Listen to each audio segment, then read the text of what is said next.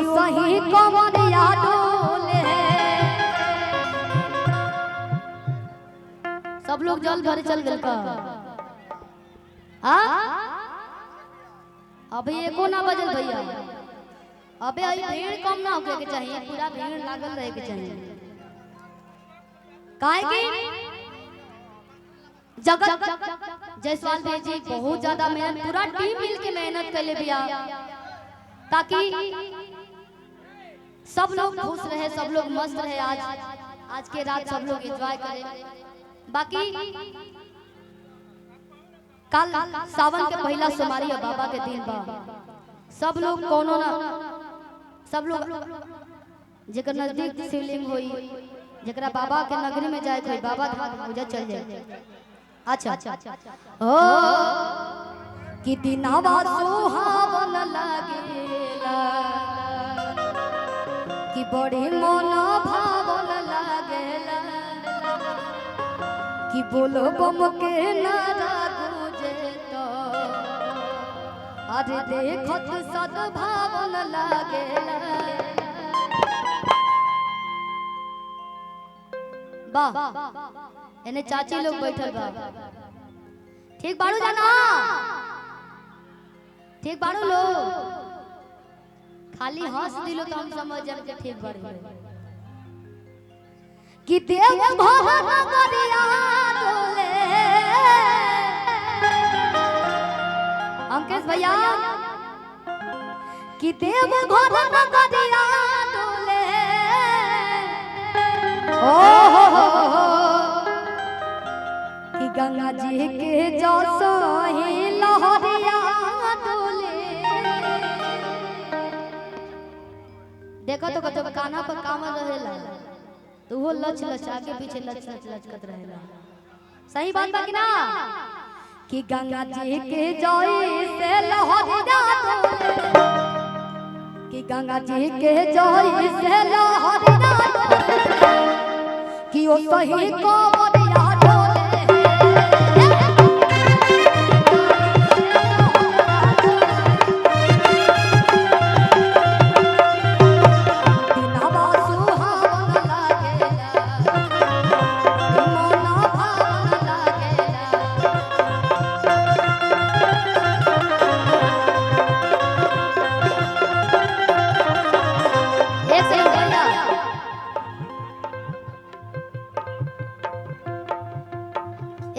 Hello hello भैया, हम चाहब कि जेकरा नाचे के इच्छा बा एने नीचे आ जाओ, जगह खाली बा, आप लोग डांस कर सकेंगे।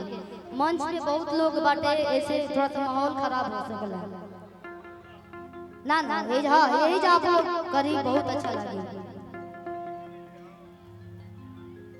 कि दिनवा सुहावन लागेला,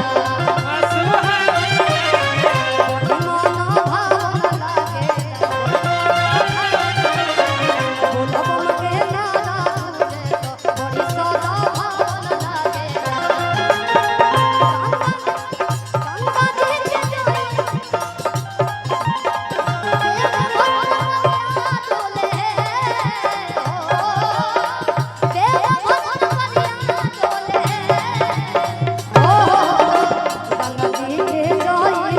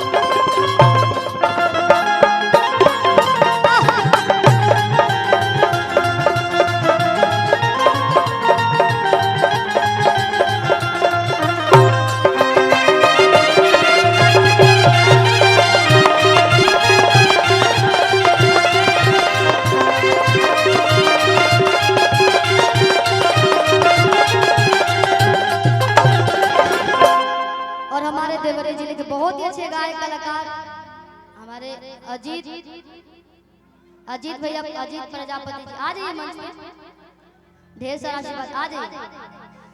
अरे की गौआ जवरिया खबरो गेरुआ रंग झलके रामा, सावन में एगो हरियर कलर लौकेला, एगो गेरुआ कलर।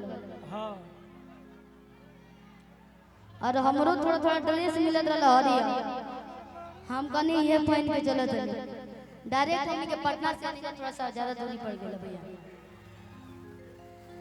ओ गहुआ जवरिया खबरो गेरुआ रंग झलके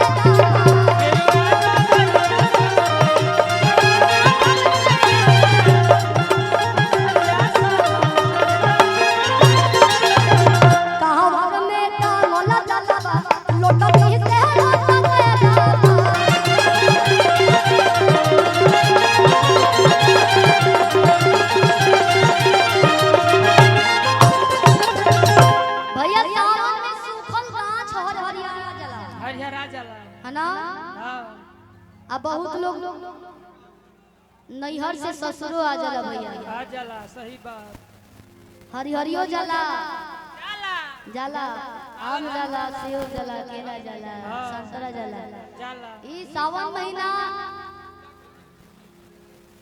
बहुत पावन है, आप लोग जानत हो और जानत नहीं। पूरा एक महीना सब लोग मस्त रहेला, केहू गांजा पी के रहेला, काजी बम बम खा के बम बम रहेला है ना। हां केहू मार के भक रहेला कि पूरबी माया दिया तोले ओ अरे पूरबी माया दिया तोले ओ खाली के मरे होई। हां वो बजाई और लोग तो खींचते बा, सही बात कि गंगा जी के जाई के लहरिया